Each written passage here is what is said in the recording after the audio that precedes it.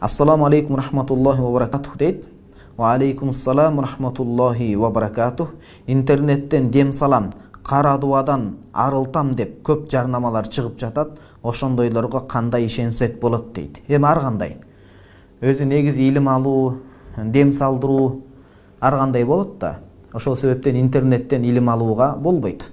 Анткени такталбаган туура эмес маалыматтар кирет. Кудум ошол сыяктуу эле интернет желелеринде деле ал адамдын ишеними кандай, туура акыйдадагы көз карашы кандай өзү, илимдеги карманган жолу кандай. Бул бир адамдын көзүн баягындай боеп алган сыйкырчы эмеспи, диндин атын жабынып алган. Же бир туура эмес агымда кеткен адам эмеспи? Же ошол катын поздугуна жол табам деп кыз келиндердин башын айлантып ошолорго дем салмыш болуп, аларды пайдаланам деген бир акмакпы? Же чындап эле Кудай Таалам касиет берип, өзү түз жолдо такыба инсан болуп, дем салып, чындап эле жин илешкен, сыйкырланган, кара дуба болгон адамдарга чындап дем салып, деми таасирдүү жокпу? Демек ушунун баарын кылдап, иликтеп көрүш керек.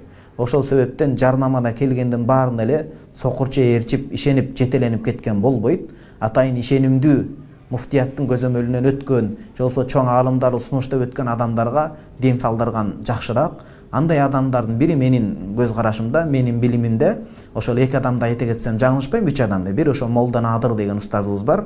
Такыба, илимдүү, оор басыруктуу, кемеңгер, ар бир салган деминде деми күчтүү устазыбыз, аксакал устазыбыз, атабыз. Анан экинчиси ушул Жыргал устазыбыз, Шаршембай Ажы медресесинде, билесиздер. Көпчүлүккө маалым, Чубак устазыбыз көп насааттарында, сөздөрүндө мактап өткөн. Анан үчүнчүдөн ошол Маулан Ашур Иман деген устазыбыз бар. Ошол Асхария китептерин жазып жүрөт, араб тилинен, морфология, синтаксистен сабак берип жүрөт. Маулан устазыбыздын деминде да такыбадан болгон үчүн ушундай таасир бар деген сөз.